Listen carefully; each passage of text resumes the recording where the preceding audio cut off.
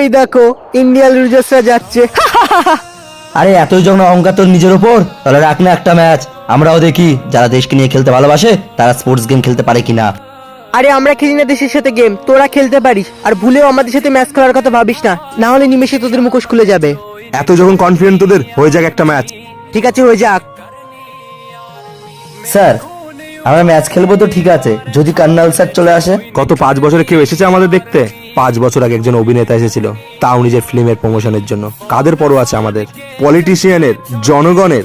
যদি কোনো সোলজার শহীদ হয়ে যায়, সবাই টিভিতে দেখে শোক পালন করে নেয়, এখানে কেউ আসে না।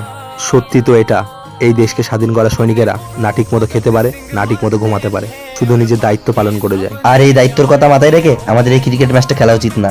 বিষয়টা শুধু ক্রিকেটের না শিবা, ও আমাদের দেশের দিকে আঙুল তুলেছে, আর ইতিহাস সাক্ষী আছে, যখনই কেউ আমাদের দেশের দিকে আঙুল তুলেছে আমরা তাদের হাত উপড়ে ফেলেছি।